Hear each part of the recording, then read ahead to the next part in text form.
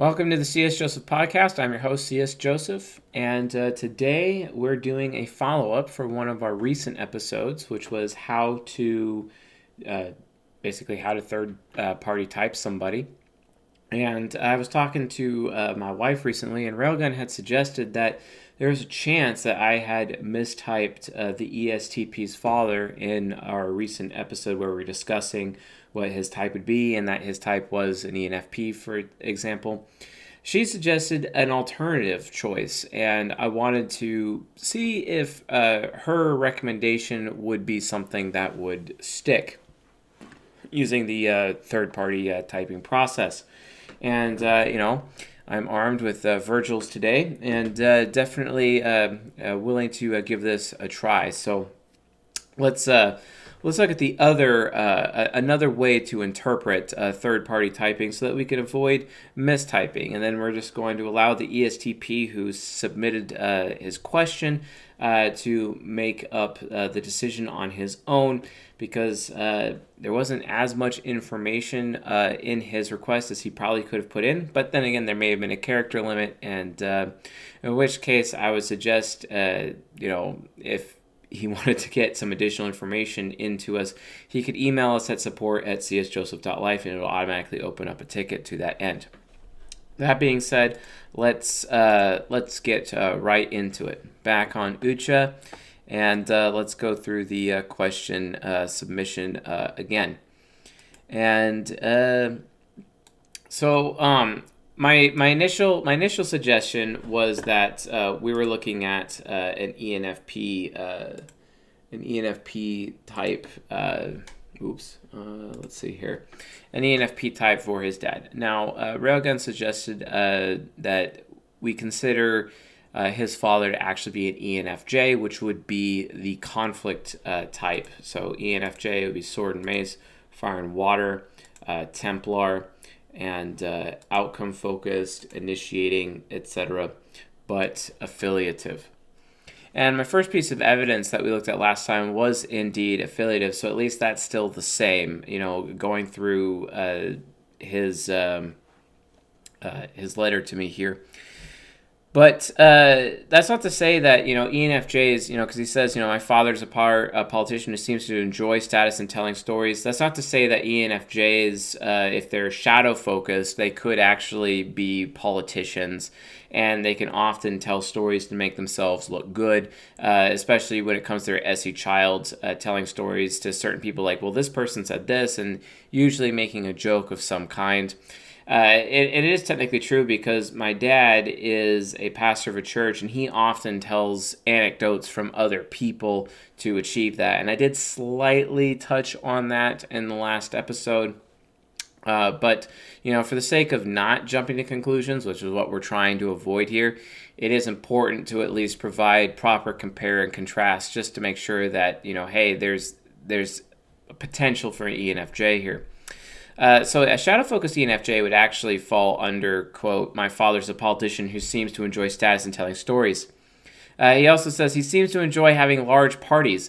That is also something that's indicative of an ENFJ. They are initiating, they are extroverted, etc.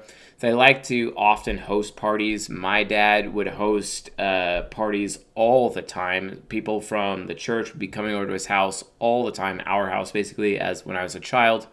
He would host events on average of, honestly, once a month, all the time, especially during football season or any time a new Red Dwarf season launched. He'd call it Stupid Humor Night, and a bunch of people would come over and just watch the episodes as he'd record them, for example. And there's always food. And ENFJs are often really great cooks, really good chef-like tendencies, and can throw some of the best parties out there. And oftentimes my dad would also boast about people being important or people of stature, because it would make him feel important, because his FI nemesis worries about his own self-worth and worries about his own importance, so that surrounding himself with important people would make himself feel important, right? So that is definitely another argument for his dad, this ESTP's father, being an ENFJ. And what's interesting about the ENFJ ESTP relationship is that they are conflict types.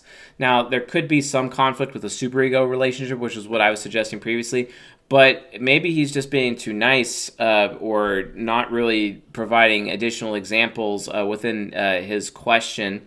And there is a chance that this could also be a conflict type relationship, which would make his dad an ENFJ, in as much as my wife's dad and my dad are also ENFJs.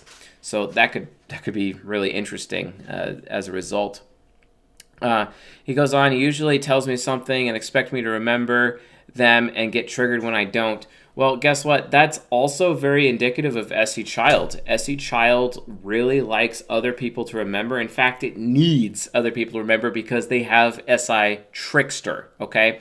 So SI Trickster, they really need other people to be their scribe for them because they often don't remember. And when it comes to other people, they like to use other people as these memory banks, these memory batteries, basically, to store memories for them. So when they tell other people to remember something, they get actually really upset when people don't remember, etc. And that's also indicative of SE Child. So that he could also definitely be an ENFJ because of that. And then the thing is that he himself seems to have a bad memory. Now, granted, I could my arguments for SI inferior, in some of my previous criticisms with my wife definitely still stand. If we're going to take out my own personal bias and just look at the situation matter of factly, that is indicative of low introverted sensing, so potentially SI trickster, etc., which would fit more of the ENFJ argument. Granted, my wife is an ESTP, and I maintain ESTPs are probably the best at typing people out of all of the 16 types, hands down. And I think she continues to prove that on a consistent basis. And she's very, very good at psychoanalyzing people very quickly and drawing comparisons with SE Hero with people's behavior. Because I've noticed SE really tracks other people's behaviors more than NE, and it's way more concrete about it, which is great. And then perhaps even worse than me. Yeah, so definitely an argument for something lower than SI Nemesis. And then he says, and a lot of the times he's passive aggressive towards me. ENFJs, they don't really often do the passive-aggressive thing. They can, but it's usually only when they're in a social situation and it's in front of other people. They'll do passive-aggressive, but when it's one-on-one, they will be aggressive. So that's really situational. And passive aggression is really more indicative, in my opinion, ENFP, but he could still be an INFP shadow-focused or shadow-focused ENFJ, INFP focus, which is an argument to be made here, and that depends on whether or not the ESTP who wrote this is coming at it from the perspective of, okay, is it in front of other people? Is it a one-on-one interaction between him and his father? That's a question that would have to be answered to really know for sure, and we don't have that information because he doesn't provide that information to us. So that's a thing. That's something that we would need to be aware of when we're doing third-party typing, is to understand how certain contexts and introverted situations versus extroverted situations would definitely change the outcome of the situation to be able to type someone properly. And that's something that we would need to be aware of. So the thing is that he himself seems to have a bad memory, perhaps worse than me. A lot of times passive-aggressive toward me. I have no clue as to why. Again, lack of extrovert intuition. And then later he can say, why didn't you do this thing I told you, which is very SE Child. SE likes to order other people, especially SE optimistics. And then I say, I forgot. He gets along fine with my INFP girlfriend, which obvious, if he wasn't an ENFJ, they'd be a golden pair. So that would make a lot of sense. And they could sit and have a chat about something. But when I listen in on their conversation and ask why is that, he just says, well, that's just the way it is. My wife's like, bingo, he's an ENFJ, because my dad would tell me all the time that that's just the way it is, over and over and over, and that's true. My dad would do the same thing.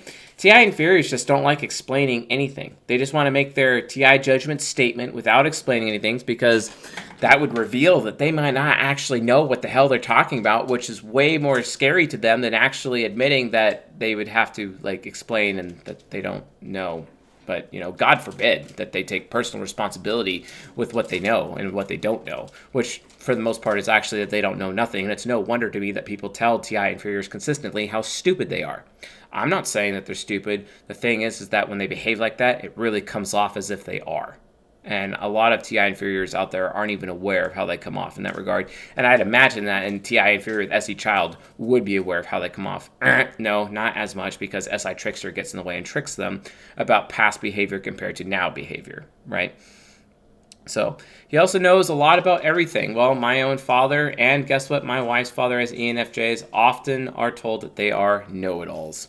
And out of all of the 16 types, they are the type who is labeled know-it-all more than anything else. So that would also fit. Anyway, in the end, I'm actually kind of more inclined to agree with my wife's typing of this person from a third-party type standpoint than my ENFP standpoint. But that would mean that his dad is actually INFP, shadow-focused ENFJ. So take it for what you will. Send them off with some homework. They go verify on their own. And then we come back, have a meeting about it, go through additional evidence based on increases in their learning, etc. And then we're able to come up with, the truth, because they've been able to go on that journey of self-discovery that we've helped facilitate them in the process. And yeah, we don't, if it becomes necessary, it's really just something that we offer to our coaching clients, because at the end of the day, it's about finding the truth of their type, right? At the end of the day, given more time, we will arrive to the 100% true answer, as it were. And this is an example from a third-party typing standpoint as to how that can actually happen. So, yes, you want to add something? Yeah. Well, be loud about it, because no one can hear you. ENFJs, a lot of times, they treat people who are not a part of their family or significant other better than their significant other. Have you noticed that? Yes, very much so. All the time. The beatings will continue until morale improves. That is the ENFJ way, after all. They're wannabe ISTPs. Wannabe ISTPs. Fair enough. All right, folks. Thanks for watching. Please like and subscribe. Leave a comment below. And I'll see you all tonight. Later.